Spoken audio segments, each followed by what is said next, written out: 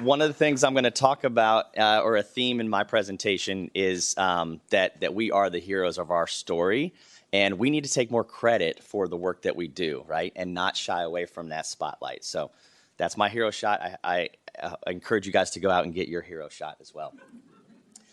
So I'm going to talk a little bit about scaling impact, how our county links project-level success with portfolio-wide planning. And that's not just to say, okay, we did a great project. Now, how do we go do this in other areas of our county or our portfolio?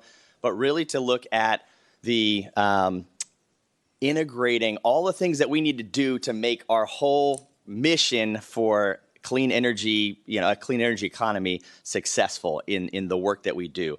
So my job at Contra Costa County is, as energy manager, is helping to manage energy resources, assets, usage across our own facilities and assets. So essentially buildings and vehicles and all that. So why I'm going to talk about this strategic energy management plan that we put together and got approved by our board earlier this year. We have, raise your hand if you have a bunch of plans that you guys follow in your work. Raise it high. Usually you don't have one plan, right? You have many plans, and one of the things that was important for us is to look at all of our plans. So our climate action and adaptation plan, our general plan, our facility master plan, our distributed energy resource plan, and then there was this other cool plan from 2001 called the energy use reduction plan. I took all those and we looked at how the county has shown up for energy and the goals around energy resources over the last 25 years, and we put it into one plan. And so that's what I'm talking about today. There was a lot of drivers for this, we did have a lot of great specific projects that we did, but we lacked kind of a comprehensive strategy. So with that, we also needed like many of us, need to find the funding to make these things happen. So I mentioned just some of the drivers at the county level. We had all these plans that I kind of rattled off, and then some state and regional regulations and things that we're following. Some of these things may be familiar to you. So the journey to creating a strategic energy management plan for us was first to kind of reach out to our partners in all of our departments, and we held some multi-departmental workshops.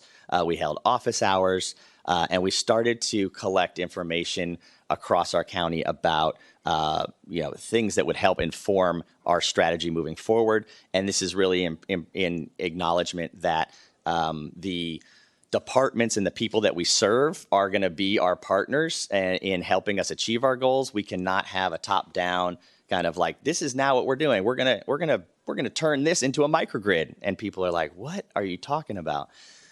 So we did a lot of investment in people and empowering them with some of our ideas and approaches to building projects. And so we engaged many of our Board of Supervisors, Sustainability Commission with appointed community members, Sustainability Committee with elected officials. We have a interdepartmental climate task force. So there was a lot of bodies that we engaged to make sure that we were starting at the ground level as we started to pull all the goals together from all these different plans. And then it resulted in a dynamic document that is we talk about a living document and it's something that is flexible but charts our path for the next 10 years. And again, it kind of we'll talk about what the components are, but it kind of is the roadmap for how we're going to do all these various energy projects in our facilities and operations. So I'm probably already halfway done with my time. So I'll run through. The framework is really, we have 3 main goals. We have multiple objectives within those goals. Key results are what we're tracking on a quarterly basis. And those 3 areas of focus are, what are we doing on infrastructure? How are we going to finance it? And how are we going to empower our people to help us achieve those goals through through policy. We put out quarterly scorecards to keep us on track, and we also report out to our board. For infrastructure, we've got the loading order in our facilities. One of the things that I noticed right off the bat, I've been with the county for 3 years. I was working on a lot of existing buildings, and the people around me were working on new construction, and I had no oversight or engagement with those folks, unfortunately. And so there's the design and construction guide that basically tells all of the architects that we bring on board to do, tenant improvements up to large new construction, tells them what we want in a building and how to build it. And so, there's a lot of room for improvement and adding in some of our clean energy goals to those to that document. Right, that's the kind of the basis of design that we can put out there. We're doing a lot of EV infrastructure, electric vehicle supply equipment, chargers, infrastructure to help electrify our fleet by 2035. We're building a demand response playbook to make sure that we can respond to flex alerts and be good stewards of the grid when it's in need. And then battery storage and microgrid development is also something that we're starting to dip our toe into. We're doing a big microgrid project as our first one. Financing, really understanding and making sure we have the methodology in place to make good decisions, not just on ROI, but other metrics that maybe include equity and maybe even an internal county price of carbon to understand, to be able to bring that externality in and take that into account. Another thing, I've spent a big piece of my career in managing incentive programs. I'm sure many of you guys are familiar with that landscape, right? That we swim in the energy space. How can we recreate something similar inside the county to make sure that our departments are behaving the way we want them to behave in a matter of speaking? So right now, they all pay their utility bills, but whether it doubles or if it gets cut in half, there's no impact on their programmatic budget. Where can we pepper in incentives to make sure that they're actually incentivized to bring down the utility costs, for example?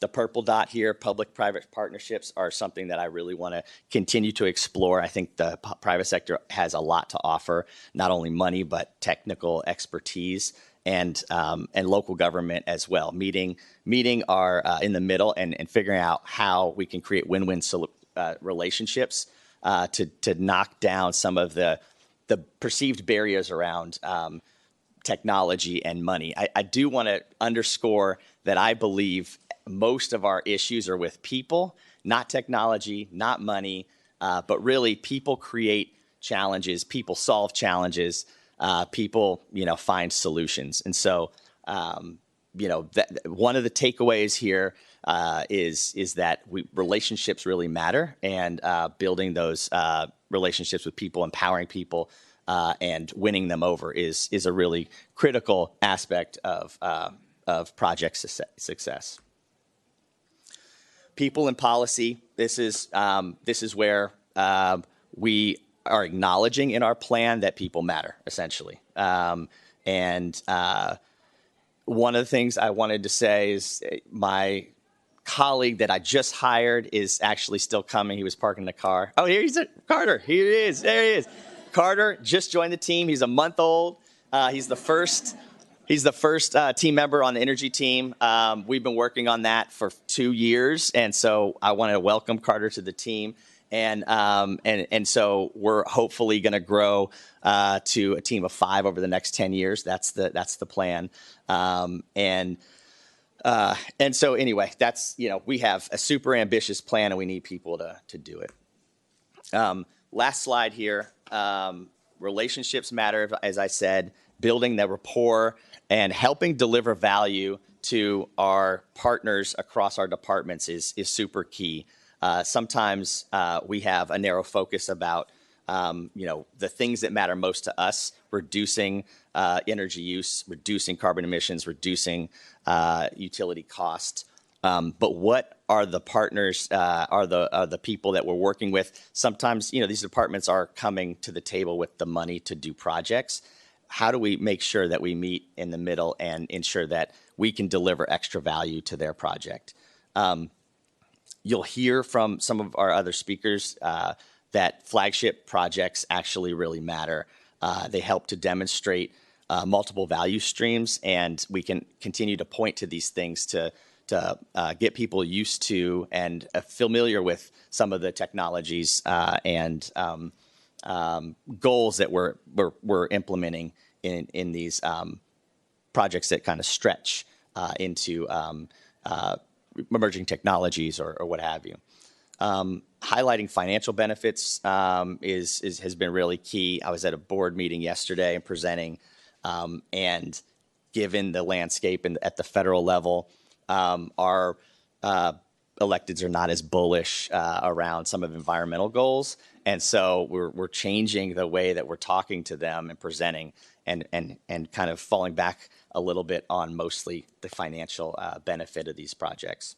And lastly, kind of where I started, optimism and confidence equals more internal advocates and champions, and I think it's important to really stay optimistic in kind of times where we can get sad pretty easily.